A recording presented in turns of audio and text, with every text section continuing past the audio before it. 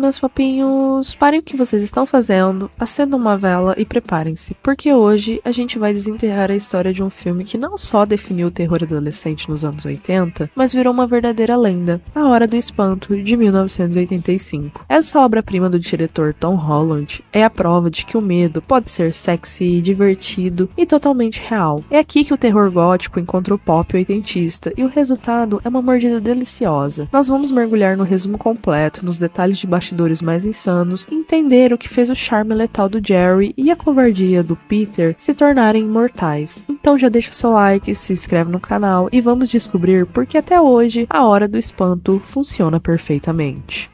A história já começa de forma genial, misturando o terror trash com o drama adolescente. Somos apresentados ao Peter Vincent em seu programa de TV que se chama justamente A Hora do Espanto, nos dando a ironia logo de cara. Ele é um caçador de vampiros bem caricato, muito parecido com o estilo de apresentadores como a Elvira. No quarto, temos o Charlie e a sua namorada Amy, no auge dos seus hormônios. A Amy chama ele para a cama, mas o Charlie tá obcecado pelo que ele vê na janela. Dois homens descarregando um caixão bem estranho na casa ao lado. E a Amy fica completamente pistola. Ela vê a mesma cena acontecendo na TV e acha que o Charlie tá tirando um sarro com ela. A Amy fica super chateada e vai embora. O Charlie tenta falar com ela, mas ela acaba optando por não escutar. O Charlie até tenta conversar com a mãe dele sobre os novos vizinhos, mas o perigo real já é anunciado no jornal, porque um homem foi encontrado morto nos trilhos. A desconfiança do Charlie cresce e ele e seu amigo, o Ed,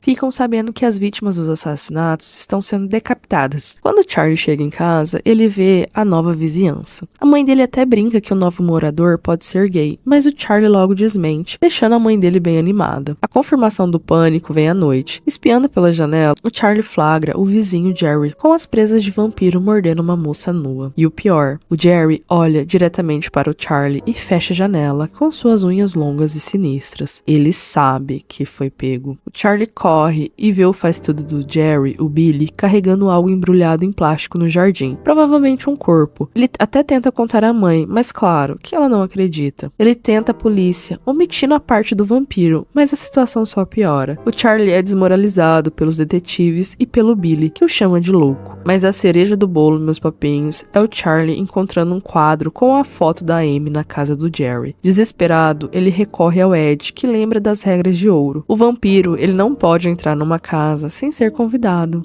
Mas Jerry é um vilão muito egocêntrico e abusado, né? A mãe do Charlie o convida para tomar um drink e o Jerry entra na casa. O terror se torna pessoal. Naquela noite, o Jerry confronta saindo de dentro do armário, mas o Charlie consegue ferir a mão do vampiro com um lápis. Jerry se transforma em morcego e vai embora, mas não sem antes ligar e avisar que ele só destruiu o carro do Charlie, mas não é nada comparado ao que ele vai fazer com ele amanhã à noite. O Charlie assiste ao programa do Peter Vincent, vendo um ator matar um vampiro com uma estaca, e decide ir atrás dele. Mas o Vincent, desempregado e amargurado, ele diz que os jovens só querem ver loucos, dementes, correndo com máscaras de esqui, em uma clara crítica à franquia Sexta-feira 13. A Amy e o Ed se juntam a Charlie, que agora tem um quarto forrado de alho e crucifixos. Eles convencem o Vincent a fazer um teste para provar a Charlie que vampiros não existem, em troca de $500. E claro, né, o dinheiro acaba convencendo o Peter. Na casa de Jerry, o vilão se diverte. Ele bebe água benta, ri da cruz, mas o Vincent abre seu espelho e o reflexo do Jerry não aparece. O ator, o maior especialista, descobre que vampiros são reais e se apavora. E claro que ele tenta fugir. A vingança do Jerry é imediata. Ele acaba atacando o Ed e transformando ele em um vampiro. O foco então é a Amy. Na boate, o Jerry a hipnotiza em uma cena extremamente sensual, sem mostrar quase nada, inclusive, meus papinhos. É puro erotismo do terror. Charlie tenta intervir, mas o Jerry acaba beijando a Amy na frente dele, extremamente abusado. E a leva junto com o agora transformado Ed no banco de trás do carro. O Charlie corre até a casa de Vincent, que está fazendo as malas para fugir do local. Ele está extremamente apavorado, mas o Charlie implora que se ele não ajudar, a Amy vai morrer. E a batalha final começa, meus papinhos. O vampiro os recebe com um sorriso. Sejam bem-vindos à Hora do Espanto. O Vincent tenta usar a cruz, mas Jerry a destrói, dizendo que é preciso ter fé para que ela funcione. A luta é violenta. O Vincent mata o Ed, que se transforma transforma em um cão maligno numa sequência de maquiagem muito legal.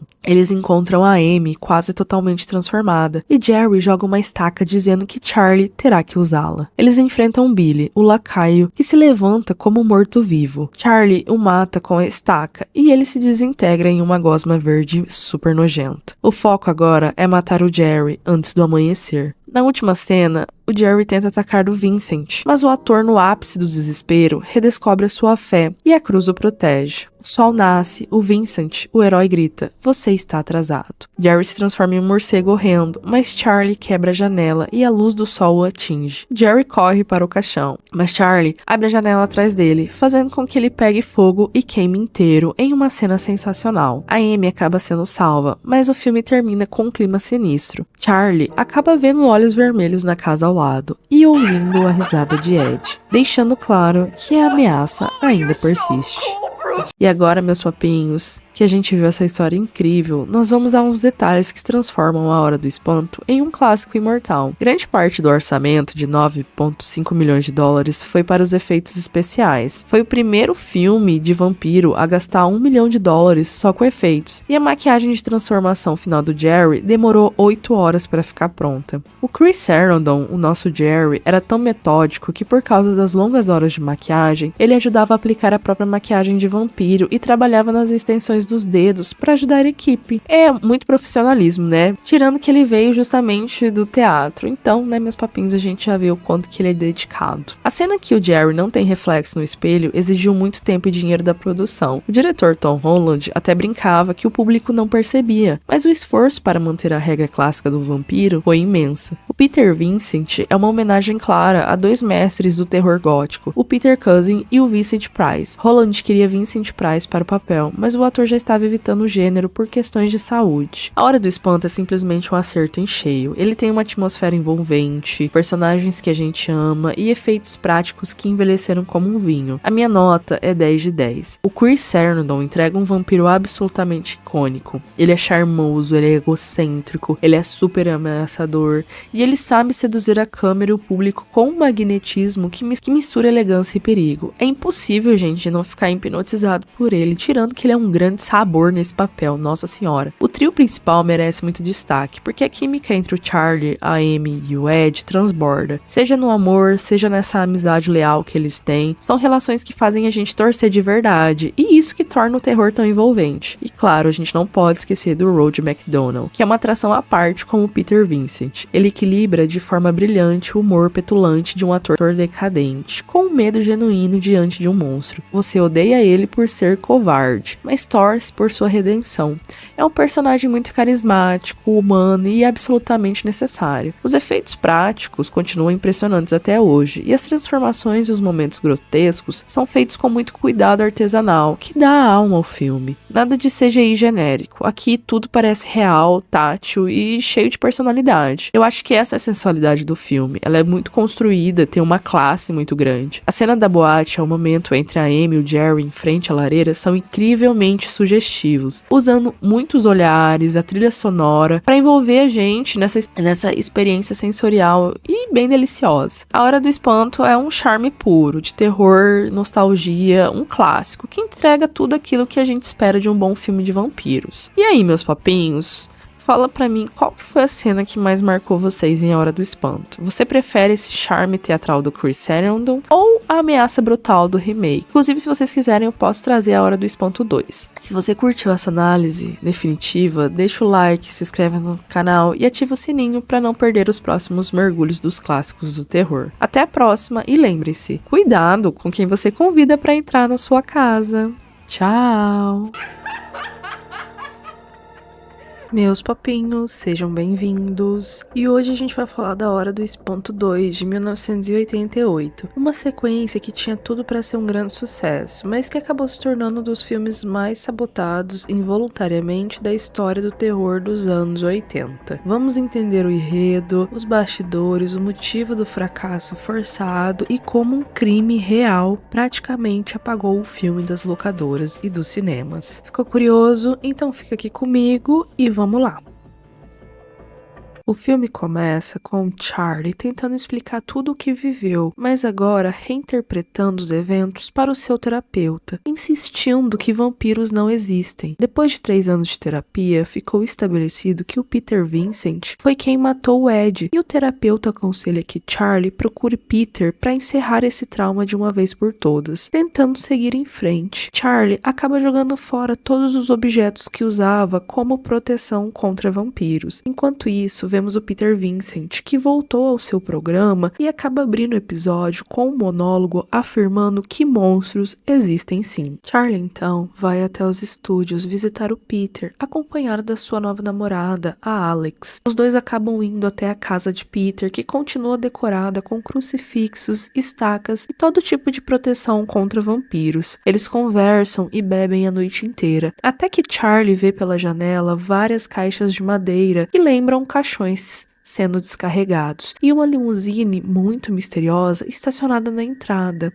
Ele e a Alex resolvem ir embora. No elevador, eles conversam sobre vampiros e o Charlie admite que deixou de acreditar completamente. Quando eles se beijam e chegam no saguão vazio do hotel, vemos alguém saindo da limusine e entrando ali. Uma mulher deslumbrante, acompanhada por 3 homens elegantes que estão ali cuidando dela. Eles acabam encarando Charlie de um jeito bem estranho antes de seguirem. Charlie e Alex vão embora, mas do lado de fora, alguma coisa observa o carro deles lá do alto, voando. E então que surge essa mulher lindíssima, deitada sobre o teto do carro, observando Charlie enquanto ele beija Alex. Ele, por um instante, vê o rosto dessa mulher refletido no da própria namorada. A Alex fica furiosa, desce do carro e vai embora a pé. O Charlie pega o caminho dele. A Alex chega ao dormitório, acompanhada por uma presença muito misteriosa que a segue, mas ela consegue entrar antes que algo aconteça. Quem não tem a mesma sorte é uma outra moça que deixa o dormitório bem naquele momento. Enquanto ela se abaixa para amarrar o tênis, um vampiro de patins aparece, deslizando no escuro, atacando ela numa cena simplesmente maravilhosa, meus papinhos. Eu fiquei impressionada em ver um vampiro de patins, vocês não têm noção. Logo depois a gente vê um lobisomem que aparece na janela da Alex, mas ela consegue fechar a janela a tempo.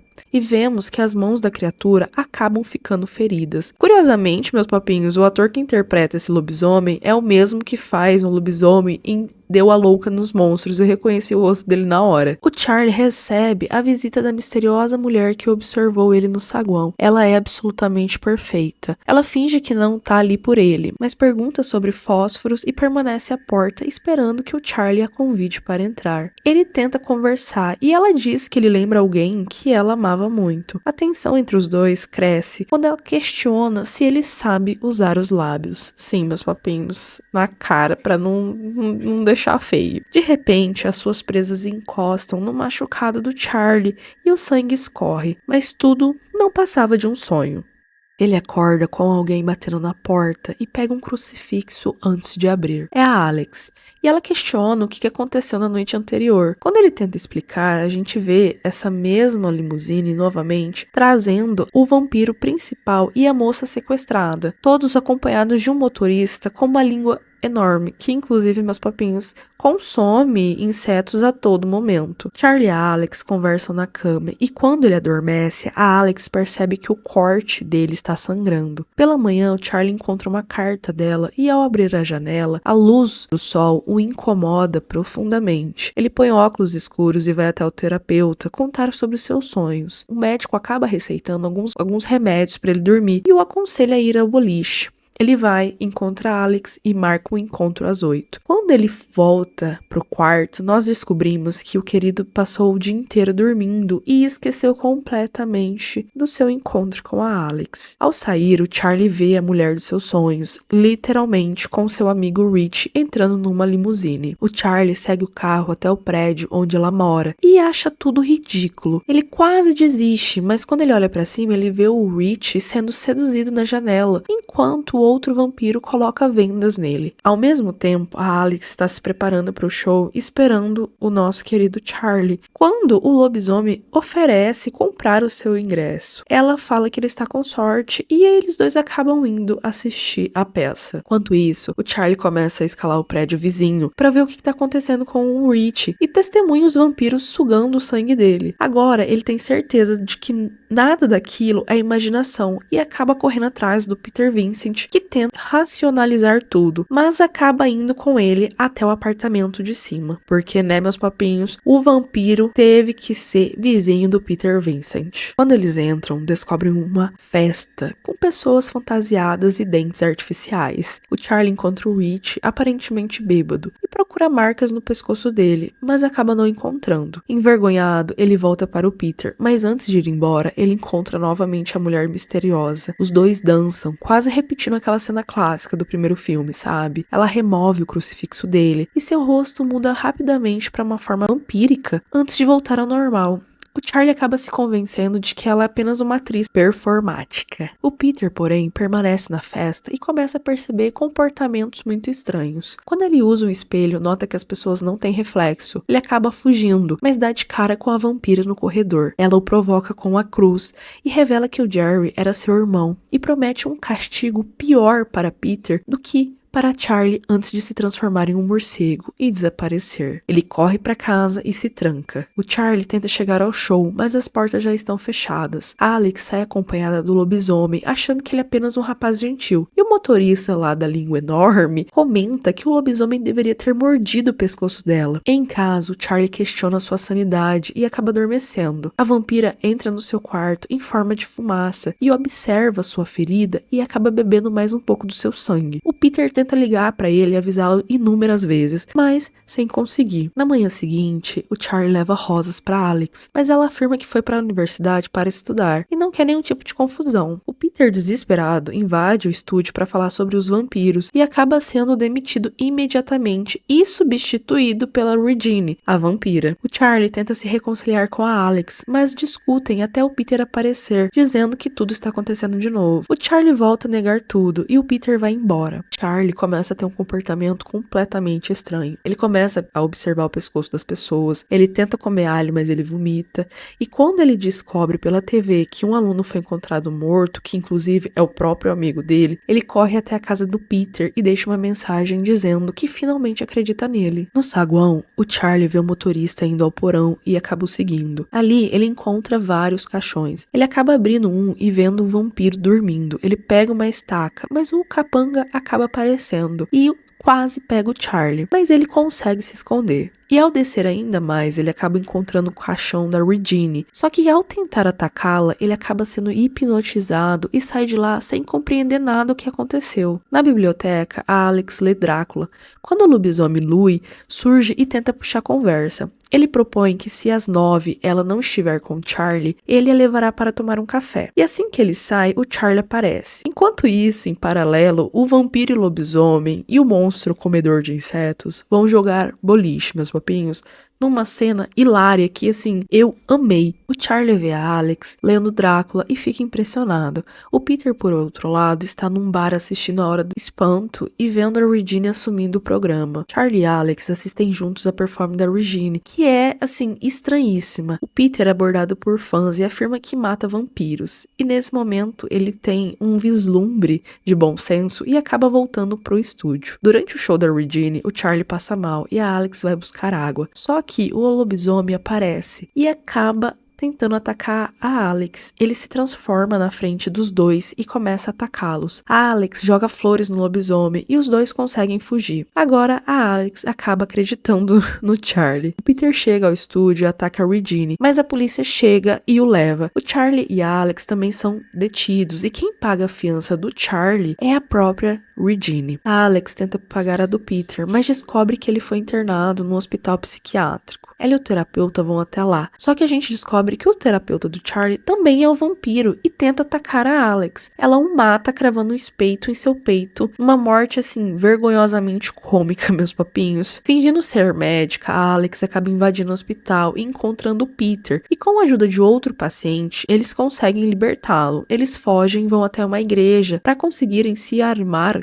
com o que eles podem. Enquanto isso, o Charlie tá na suíte da Regine sendo banhado por ela. Ela diz que falta pouco para que ele viva para sempre e que ela pretende torturá-lo eternamente. O Peter e a Alex escalam por fora o prédio para entrar no apartamento e vem o Charlie desacordado no sofá. O amigo do Charlie aparece. Assustado, ele confessa que tudo foi maquiagem. E a Alex e o Peter entram. Mas, nesse momento, o Rich entra e o Peter acaba matando ele com água benta, numa cena excelente, meus papinhos. Ao tentarem levar o Charlie embora, parcialmente transformado, a Alex o cobre com um manto sagrado para enfraquecê-lo. O lobisomem surge e empurra o Peter pela janela, mas o Charlie atira nele e o derruba na fonte, onde ele acaba morrendo. Quando tentam sair, são confrontados pelo vampiro, que está ali acendendo algumas velas para um ritual. Só que ele acaba desaparecendo, e quem surge é o motorista. Ele captura a Alex e a Regine aparece, acendendo velas e provocando Charlie, dizendo que ele está com sede. Ela o manda morder a Alex. O Peter tenta ajudar, mas é derrubado. A Alex é preparada para ter o seu pescoço mordido pelo Charlie. Ele quase o faz, mas luta contra a transformação. O Peter percebe a luz da manhã chegando e o motorista tenta atacar, mas o Charlie o faz ser rasgado pelo outro vampiro, que faz com que as criaturas que ele comeu acabem devorando ele por dentro. E gente, que cena maravilhosa, meus papinhos. O vampiro de patins também tenta atacar, mas acaba sendo atingido pelo manto sagrado e acaba derretendo. A Regina entra em desespero. O Peter e a Alex abrem as janelas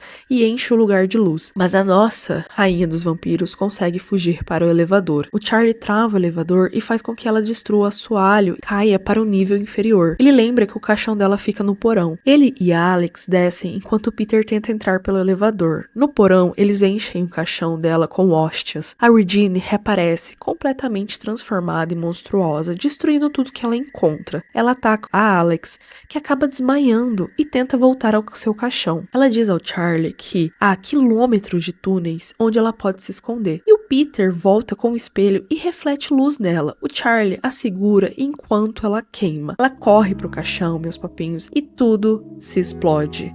Por fim, o Charlie e a Alex, esgotados, conversam sobre existirem mais vampiros por aí. E ele diz que agora eles vão continuar suas vidas juntos. E o filme termina com os dois deitados sob o sol. Vamos para as curiosidades, meus papinhos. Pouca gente sabe, mas o produtor José Menendez, um dos executivos responsáveis por distribuir A Hora do Espanto 2, acabou sendo assassinado pelos seus filhos, o Lyle e o Eric Menendez. Isso mesmo, meus papinhos, o caso Menendez. Pouco tempo após o lançamento, e esse crime abalou completamente a empresa da New World Pictures, que acabou entrando em colapso financeiro. Acontece que A Hora do Espanto 2 perdeu toda a campanha do marketing, teve essa distribuição limitada e sumiu das locadoras e nunca recebeu o tratamento que merecia, né? Ela acabou ficando ali escondida todo esse tempo. Inclusive, meus papinhos, eu tava lendo até em alguns artigos que A Hora do Espanto 3 já era um filme confirmado, mas como aconteceu toda essa situação, ele acabou sendo cancelado. Minha opinião, meus papinhos, que filme maravilhoso, camp, eu amei. Ele não chega aos pés do primeiro, é claro, mas nossa senhora, gente, que delícia de continuação. É aquele tipo de filme que abraça o exagero,